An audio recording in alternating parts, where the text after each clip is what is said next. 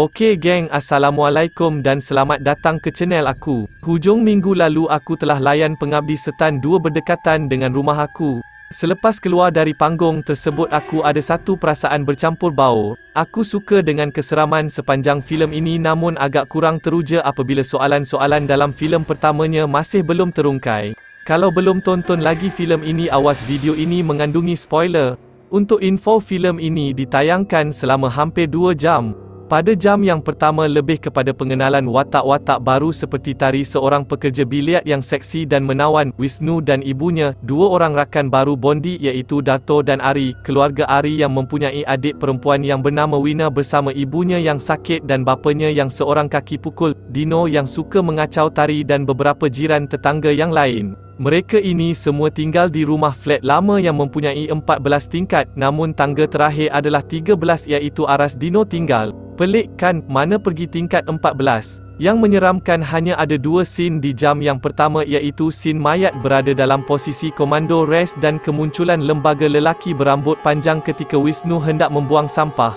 Jika sebelum ini kita dibawakan dengan kejadian menyelamatkan diri di rumah pusaka di Pengabdi Setan 1 dan kehilangan adik bongsu mereka iaitu Ian, namun pada filem kedua ini mereka sekeluarga telah berpindah ke rumah flat disebabkan mereka percaya tinggal di sana lebih selamat jika terjadi sesuatu dan mereka percaya ada jiran tetangga yang boleh datang membantu. So selepas itu, permulaan kisah ini semakin menarik apabila Rini yang seharusnya berangkat ke universiti terpaksa menghentikan niat itu selepas satu insiden ngeri berlaku di flat mereka iaitu kemalangan lift yang meragut 10 nyawa. Hanya seorang yang terselamat iaitu bapa lakonan Bron Palleray. Dengan cuaca yang menggila, ribut dan hujan lebat menyebabkan aras bawah flat banjir. Bekalan elektrik terputus. Flat ini pula berhampiran dengan kawasan laut, jadi amat mudahlah air naik dengan cepat. Oleh sebab itu juga, semua mayat yang terkorban dalam kemalangan lift tadi tidak dapat dikebumikan. Terpaksa tinggal di dalam rumah sehingga keesokan harinya. Flat menjadi sunyi kerana kebanyakan penghuni flat tersebut telah pun keluar awal sejurus mendengar berita yang mengatakan tempat mereka bakal dilanda ribut yang begitu kuat. Namun ada yang masih tinggal di dalam flat tersebut iaitu watak-watak yang disebutkan tadi bersama mayat mangsa kemalangan lift. Filem ini sangatlah gelap yang amat sebab satu flat kena blackout way. Nak cahaya pun setakat cahaya kilat torchlight dan mancis. Dan elemen takut terus dimainkan di dalam filem ini dengan beberapa siri gangguan kecil kepada keluarga Rini dan juga beberapa penduduk rumah flat tersebut sehinggalah ke penamatnya. Sekali lagi watak ustaz ada di dalam filem ini sama seperti di dalam filem yang pertama. Sentiasa menasihati mereka agar tidak takut kepada syaitan dan hanya takut kepada Allah.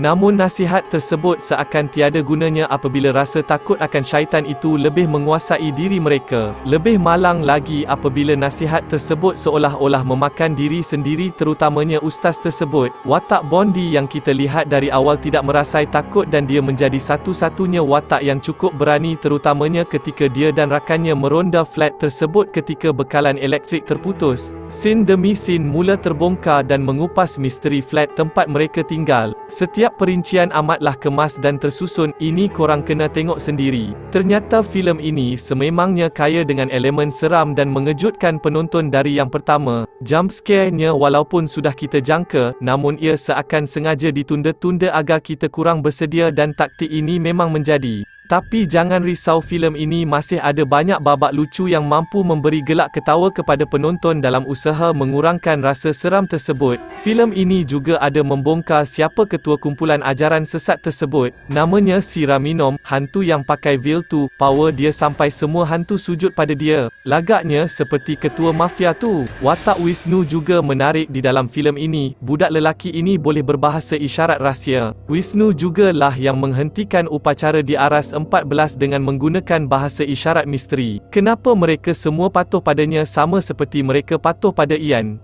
Misteri sekali. Satu lagi, akhirnya kita dapat tahu juga rahsia pekerjaan si bapa dan di sebalik briefcase milik si bapa apabila Budiman muncul bersama bot menyelamatkan mereka semua. Rupanya bapa ingin menamatkan perjanjian dengan kumpulan ajaran sesat tersebut namun harus mengorbankan 1000 nyawa. Ada satu sen pucung beranak ikut mulut muncul membuatkan aku teringat kepada satu filem horror Melayu klasik. Kalau korang tahu tajuk filem tu boleh komen di bawah ni. Seperti Pengabdi Setan 1, sequel ini diakhiri dengan Batara dan Darminah yang mengatakan mereka berada di pihak mereka sendiri. Watak ini tak banyak berlakon tapi bila muncul, misterius sekali. Apapun filem ini sekali lagi meninggalkan kita dengan 1000 pertanyaan yang sama ketika menonton filem yang pertama dulu. Tidak banyak dijelaskan tentang kumpulan ajaran sesat tersebut secara spesifik. Boleh dikatakan hanya permukaan sahaja yang disentuh dalam filem kedua ini. Faktor masa, garis masa dan situasi semasa yang berpandukan kepada liputan media ketika itu sedikit sebanyak menyuntik rasa ingin tahu apa kaitnya resolusi konferensi Asia Afrika di Indonesia dengan kumpulan pengabdian setan ini.